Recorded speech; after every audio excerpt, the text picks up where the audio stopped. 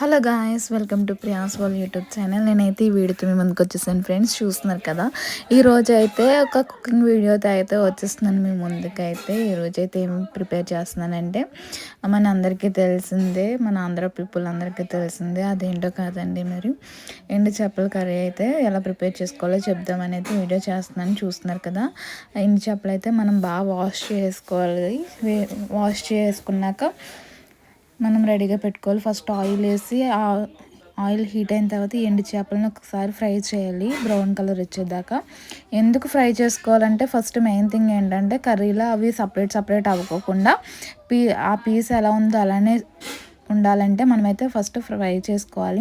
Next golden colour వచ్చేసిన తర్వాత అయితే మనం ఇవన్నిటిని తీసుకొని ఒక బౌల్లో అయితే పెట్టుకోవాలి. వన్స్ ఇవన్నీ చూస్తున్నారు కదా, మనకైతే గోల్డిష్ కలర్లో వచ్చేసాయి. సో ఇవన్నీ అయితే మనము బౌల్లో తీసి పెట్టుకోవాలి. నెక్స్ట్ ఆ ఆయిల్లోనే మనం కట్ చేసుకొని 2 ఆనియన్స్ కట్ చేసుకోవాలి, 3 పచ్చిమిర్చి అండ్ 2 అయితే టమాటాలు తీసుకోవాలి. ఫస్ట్ ఆనియన్స్ వేసేసి ఫ్రై చేసేయాలి. ఇవి ఆనియన్స్ బాగా ఫ్రై అయిపోయాక అంటే గోల్డిష్ కలర్ వచ్చేసేదాకా అయితే మనం ఫ్రై చేయాలి. ఇవి చూస్తున్నారు కదా, చిన్నగా కట్ చేసుకోవాలి. అప్పుడు కర్రీ చాలా బాగుంటుంది టేస్టీగా. అండ్ ఇవి ఫ్రై అయిన తర్వాత అయితే దీంట్లో మనం కొంచెం టమాటా అండ్ పచ్చిమిర్చి అయితే వేయాలి. ఇవి బ్రౌన్ కలర్ వచ్చిన తర్వాత చూస్తున్నారు కదా, చాలా కలర్ఫుల్గా ఉంది, టెంప్టింగ్గా. అండ్ ఇవైతే బాగా ఫ్రై చేసుకోవాలి, మనం బాగా మగ్గించుకోవాలన్నమాట, అప్పుడు బాగుంటుంది. అండ్ కర్రీ కూడా చాలా అంటే చాలా టేస్టీగా ఉంటుంది. మనం ఎంత బాగా ఉడికించుకుంటే అవి పీసెస్ అవి అయితే అంత టేస్టీగా అయితే ఉంటుంది. చూస్తున్నారు కదా, ఇలా అయితే మనం బాగా బ్రౌనిష్ కలర్లో వచ్చేదాకా ఫ్రై చేసుకోవాలి ఆయిల్లోనే ఉంచి.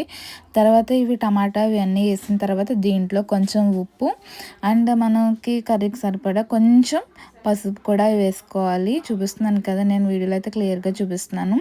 కొంచెం పసుపు వేసుకొని అయితే మిక్స్ చేసుకోవాలి. అండ్ అవి మిక్స్ చేసుకున్నాక మనం సాల్ట్ అయితే వేసుకోవాలి. ఎందుకు టమాటా వేసిన తర్వాత సాల్ట్ వేస్తామంటే, మనకి టమాటా పీసెస్ అనేవి చాలా బాగా కుక్ అవుతాయి. అందుకని అయితే టమాటా వేసిన తర్వాత సాల్ట్ వేసుకుంటాము మ్యాక్సిమం. అండ్ నెక్స్ట్ అయితే కొంచెం కారం కూడా వేసుకోవాలి. వేసుకున్నాక ఇవి బాగా మిక్స్ చేసుకోవాలి. చూస్తున్నారు కదా, నేను చూపిస్తున్నా. ఈ కర్రీ మాత్రం గ్యాస్ లో ఫ్లేమ్లో పెట్టుకొని ఉడికించుకోవాలి, అప్పుడు బాగుంటుంది, చాలా టేస్టీగా ఉంటుంది కర్రీ.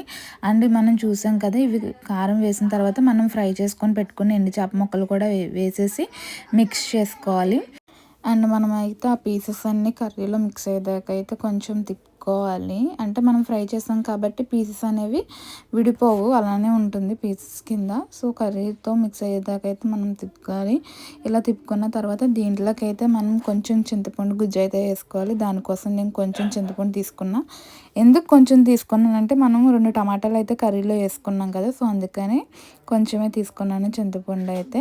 ఫస్ట్ అయితే మనం దాన్ని వాష్ చేసుకున్నాక మనమైతే గుజ్జు ప్రిపేర్ చేసుకోవాలి. ప్రిపేర్ చేసుకున్న తర్వాత మనం కర్రీలో వేసేసి ఒకసారి తిప్పేసి అయితే లో ఫ్లేమ్లో పెట్టుకొని అయితే ఉడికించుకోవాలి కర్రీని. చూస్తున్నారు కదా, ఇలా తిక్కిగా మనం పులుసు కింద పెట్టుకోవాలంటే కొంచెం వాటర్ వేసుకోవచ్చు, లేదు మనం గ్రేవీగా పెట్టుకోవాలంటే మనం ఇలా పెట్టుకోవచ్చు. చూస్తున్నారు కదా, కర్రీ అయితే ప్రిపేర్ అయిపోయింది. ఇది వచ్చేసరికి మనకి తక్కువ ఇంగ్రీడియంట్స్తో మనం ఈజీగా ప్రిపేర్ చేసుకోవచ్చు మనం కర్రీని. మీకు నచ్చినట్టయితే లైక్ చేయండి, షేర్ చేయండి, సబ్స్క్రైబ్ చేసుకోండి ఛానల్ని. Thank you friends for watching.